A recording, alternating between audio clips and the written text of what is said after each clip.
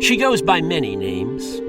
Ophelia, the Mona Lisa of the Seine, the most kissed woman in the world, or most often, simply the unknown woman. So who is this Mona Lisa? She's the model for the mannequins that train people on CPR. If you've ever taken CPR training, you've almost certainly gazed down upon her face or touched your lips to hers. Now, you might have thought that she was just a generic woman, no one in particular. But no, she is someone. Her likeness has traveled the globe. She's inspired artists from Pablo Picasso to Michael Jackson. She's one of the most famous faces in the world. And we have no idea who she is.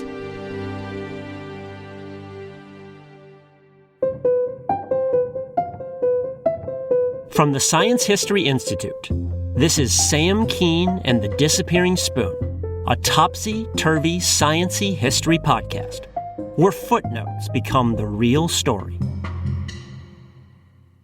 The citizens of Paris had a morbid pastime in the late 1800s. It involved the dead bodies that, sadly, were often found floating in the Seine River. Some had committed suicide. Others were the victims of crimes or had accidentally drowned. And if no one showed up to claim the body, the person went on display. The morgue had 12 black marble slabs. They sat behind a giant window, and workers would lay the bodies out. They did so in the hope that someone passing by could identify the deceased. But many people took a ghoulish pleasure in this activity. They'd stroll by day after day just to gawk. Even tourists would come by. It was the busiest window in Paris, people just gazing at the dead. One day, a pathologist at the morgue was preparing the body of a young woman recently found in the river. It wasn't clear whether she had drowned or been dumped there. But something about the woman captivated the pathologist. She had the most beautiful face he had ever seen. It's kinda creepy, but he pretty much fell in love with her. So he took an unusual step. He called in a modeler, an artist who made so-called death masks. Death masks were quite common before photography became widespread. After someone died, the modeler would spread plaster over their face to capture a likeness. Many famous people had death masks made. Dante, Beethoven, Napoleon, Chopin. Regular people also made them when a loved one died, as a keepsake. Now, they usually didn't happen at the morgue, but the pathologist paid for it and the modeler made one. The mask showed a young woman, probably a teenager. She had full, round cheeks and smooth skin. Her eyelashes looked like they were still wet. Her hair is pulled back and parted down the center, and she's got an enigmatic smile, subtle, with a touch of sadness. The pathologist presumably took the mask home, and the story might have ended there. Except the modeler also put the mask up in his shop. Not for any reason. He had lots of masks on display to show off his handiwork. But people who visited the shop began noticing the young woman. Like the pathologist, her face spoke to them somehow. Even stranger, people asked to buy copies of the mask of this unknown woman. And over time, her mask became trendy, especially among artists and writers. Picasso, Rilke, Nabokov, and others. They all hung her face up in their rooms to gaze at her. They called her a muse. And the fact that no one knew her story did not stop people from inventing one. Rumors spread that she was a Hungarian singer, or an Argentinian nightclub performer, or a Russian dancer, or a British orphan. And in these stories, something sinister usually happened to her. She had eloped and been abandoned, or been seduced and killed, or blackmailed and driven to suicide. That's when people started calling her a latter-day Mona Lisa, or the Ophelia of the Seine. But then how did she become the face of CPR? For that, we'll have to jump forward in time to Nazi Germany in the 1930s. Peter Safar was a pre-medical student then in Austria. He was also Jewish, which was obviously dangerous during the Third Reich. Thankfully, a kindly clerk altered his official papers when he applied to medical school and covered up his ancestry. After that, he was safe. But being saved only introduced another problem. On paper, Safar looked like a full-blooded Aryan, which meant that he got drafted into the Hitler Youth, not where a Jew wanted to spend his time. Lucky for him, he caught a rash. This allowed him to evade duty temporarily. And during that leave, he had an inspiration. From his medical studies, Safar knew of an ointment that doctors used to test patients for tuberculosis. It was pretty harsh. You were only supposed to dab a tiny amount on someone's skin. Otherwise, it caused a nasty reaction, sometimes a fatal reaction. So Safar got a hold of this ointment and slathered it all over his body. Sure enough, he had a ghastly reaction, practically a biblical plague on his skin. But it did the trick. The Nazis were obsessed with purity and health, so the Hitler Youth officials took one disgusted look at Safar and banned him from the organization. Safar laid low during World War II. He then left Austria for the United States. He trained in anesthesiology, then ended up at Johns Hopkins University in Baltimore. His interest in anesthesiology soon got him thinking about a related topic: how to revive people who had suffered accidents or emergencies and fallen unconscious. So he started running some experiments that he later admitted would never be allowed under modern medical guidelines. In short, he put some volunteers under with anesthesia. Then he injected a compound called curare. Curare is one of the deadliest poisons in the world. It kills by paralyzing muscles, including the diaphragm, the muscle that controls breathing. Curare comes from the sap of certain trees in the Amazon jungle. Indigenous people there hunted with it. Just a tiny amount smeared on an arrow tip would kill any animal. And this is what Safar decided to give his volunteers. During the experiment, they were hooked up to instruments that monitored their air intake. Given that the curare had stopped their breathing, the level of oxygen dropped dangerously low. So Safar started moving their limp bodies around. He would try different positions and blow air into their mouths. He was trying to determine the best posture to get air inside their lungs. It was risky work, dancing around death. If he had tried out some position where oxygen could not reach their lungs, the volunteers easily could have suffered brain damage or died. But in Safar's skilled hands, they did not. And he eventually determined the best way to get air into people's lungs. Tilt the head back, thrust the jaw forward, and blow into their mouths. Nowadays, we call this mouth-to-mouth resuscitation. Along with chest compressions, it's the basis of CPR. And it was Peter Safar who developed this procedure. Now, Safar wanted to spread this practice to doctors and nurses around the world. So he published a paper and started speaking at conferences. Doctors were intrigued, but they also had some objections, mostly about how to practice giving CPR. Again, CPR involves chest compressions, and it's a little-known fact that chest compressions can easily break bones. In fact, 30% of people who receive CPR end up with broken ribs or a broken sternum. That's obviously less bad than dying, but it's not pretty. And when Safar suggested training medical personnel on CPR, the audience immediately raised this objection. You can't hold training sessions if 30% of the participants will suffer broken ribs. So that was the dilemma. Doctors and nurses needed to practice CPR, but they couldn't practice without injuring each other. It was a catch-22. But Safar soon caught a break. After one of his CPR talks, an audience member raised his hand. He was a Norwegian anesthesiologist, and he said, "I think you should talk to my countryman, Asmund Lerdahl." Now, Asmund Lerdahl was not the most obvious person to solve this problem. He made toys for a living. Lerdahl had started making picture books and calendars years earlier. Then he moved on to wooden cars. But after World War II, he began experimenting with plastics. In particular, he made a plastic doll. She had eyes that closed and very realistic hair. Lerdahl's company called her Anne. Anne was not quite Barbie famous, but she was pretty popular in Europe. Now, the anesthesiologist at Safar's talk happened to know Lerdahl. So with Safar's blessing, he approached the toy maker with an idea: to make a life-size plastic doll so people could practice CPR. No ribs to break there. It turned out that Lerdahl was quite receptive to the idea. in part because of a recent experience. Not long before, he had strolled outside one afternoon looking for his 2-year-old son, Tori. He found him in the backyard pool, floating, face down. Spark something uncommon this holiday season with just the right gift from Uncommon Goods. The busy holiday season is here, but Uncommon Goods makes it less stressful with incredible, hand-picked gifts that spark joy, wonder, and delight for everyone on your list.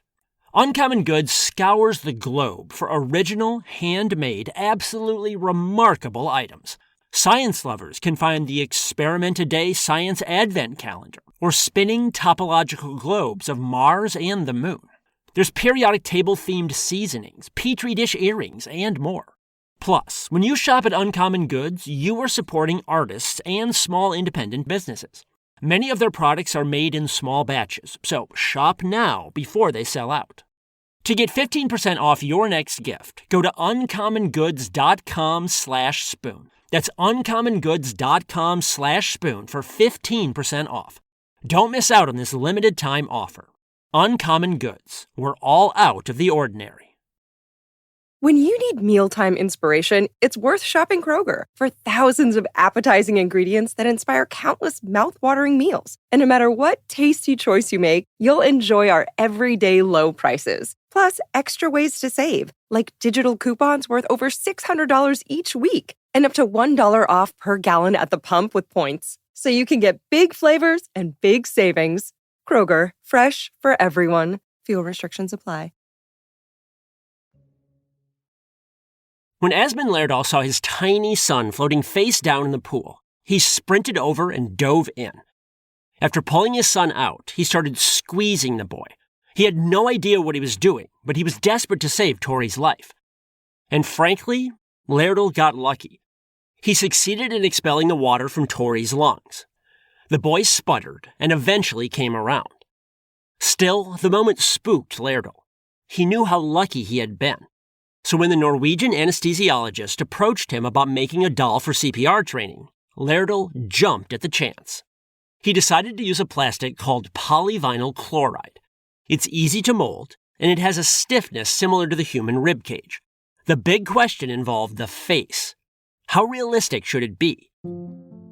Now, Lerdahl could have fashioned something simple, just circles for eyes and a crude hole for a mouth. But his intuition told him no. Something realistic would be better. He wanted people to see a real face during CPR training, even if seeing that face made them uncomfortable. After all, resuscitating someone is uncomfortable. It's stressful. You're dealing with a medical emergency. And Lerdahl wanted people to experience this stress during training. That way, they would be better prepared during a crisis. Psychologically, there's also memory to consider. CPR training does not do any good if people forget it afterward. But emotions actually help our brains remember things. So stirring up emotions during training would help that training stick in people's minds. For those reasons, Lerdahl wanted a realistic face on his CPR dummy. He considered a male face at first, a sort of Ken doll everyman. But he dismissed that idea. This was the 1950s, and he feared that most men back then would be too macho to put their lips on another man, even a dummy. Women, he figured, would be more mature about things. So overall, he decided a woman's face would be better. But whose face would it be? That's when he remembered the mask. His wife's family had an old death mask hanging in their home. It was the unknown woman from Paris, the Ophelia of the Seine. It's not clear if Lerdahl knew the morbid backstory of the mask, but the face struck him as elegant, so he decided to use her as the model for his CPR mannequin. For the mannequin's name, he drew on his famous Anne doll. He called her Rescue Annie. Lerdahl made a prototype of Rescue Annie and showed it to Peter Safar. Safar was thrilled. She was the perfect training tool. She debuted in 1959. And Safar immediately started encouraging doctors, nurses, and EMTs to purchase Annie dolls and train with them. Then something happened that changed Safar's approach. In 1966, he flew off to speak at yet another conference, and while he was gone, his 11-year-old daughter suffered a severe asthma attack. So severe that she died. Her death gutted Safar. If only he had been at home, he could have saved her. But as he emerged from his grief, he realized something. Other people had been around his daughter when she died. What if they had had CPR training? They could have saved her life. This led Safar to propose something kind of radical. Medicine was very paternalistic then. Doctors always knew best, and they controlled medical knowledge tightly. But Safar realized that you don't need fancy medical training to perform CPR. Anyone could do it. So why not spread CPR as widely as possible? To offices, to schools, everywhere. So that's what Safar did. He stopped focusing on medical professionals and started organizing training sessions for regular Joes and Janes. People loved the idea. As a result, these sessions grew more and more popular every year. They have since spread across the globe. By some estimates, 1 billion people worldwide have now received CPR training, and the far majority of them trained on Rescue Annie, the unknown woman from the Seine. And just like the early 1900s, her face continued to inspire artists. One part of CPR training involves gently shaking the mannequin as if to rouse the victim. And for a long time, people in CPR training were taught to ask, "Annie, are you okay? Are you okay, Annie? Annie, are you okay? Are you okay, Annie?" Which might sound familiar. It's a line in the Michael Jackson song, Smooth Criminal. Jackson took CPR training once, and for whatever reason, that face and that line, "Annie, are you okay?" inspired one of his most famous songs. Peter Safar's CPR regimen has saved millions of lives around the world. For this work, he got nominated 3 times for the Nobel Prize in Medicine. But he never won. Probably because scientists normally reserve Nobel Prizes for breakthroughs in genetics or biochemistry. Big headline-generating stuff. But Safar's simple CPR steps have probably saved more lives than any other Nobel winner's work has. Later in his career, Safar also founded the world's first intensive care unit. The guy was a life-saving machine. As for toy maker Asmund Lerdahl, he continued to manufacture Rescue Annie dolls. He also became a patron of medical research. And toward the end of his life, Lerdahl turned the company over to Tori, the son he had saved from drowning years before, and who was eager to keep saving lives in the future. In Paris today, you can still visit a shop owned by the descendants of the artist who made the initial mask of the young drowned woman. There are other masks hanging on the wall there, famous people like Beethoven and Dante and Napoleon. But the unknown woman continues to outsell them all, year after year. In the century since her death, scholars have scoured Paris police archives and morgue records for any clue about who she was. History students have written entire dissertations on her. But her identity remains a mystery. Still, we no longer have to call her the unknown woman. She is somebody now.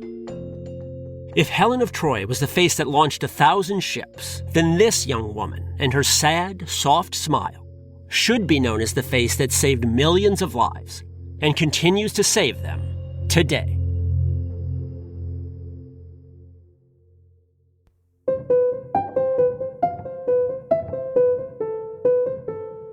This is the Disappearing Spoon podcast, brought to you by the Science History Institute. Be sure to check out their in-depth science history podcast, Distillations. You can find it anywhere you get your podcasts, or on their website, distillations.org. You can find more incredible stories in my books or at samkeen.com. You can also book me as a speaker there for your school or event. If you like this podcast, please spread the word and support it at patreon.com/disappearingspoon. You can also get bonus episodes and signed books at Patreon. This episode was written by me, Sam Keen. It was produced by Mariel Carr, Rigoberto Hernandez, and Sarah Kaplan. Our sound design, scoring, and mixing is by Justin Berger of Row Home Productions. Row Home's creative director is Alex Lewis. John Myers is Row Home's executive producer. Thanks for listening.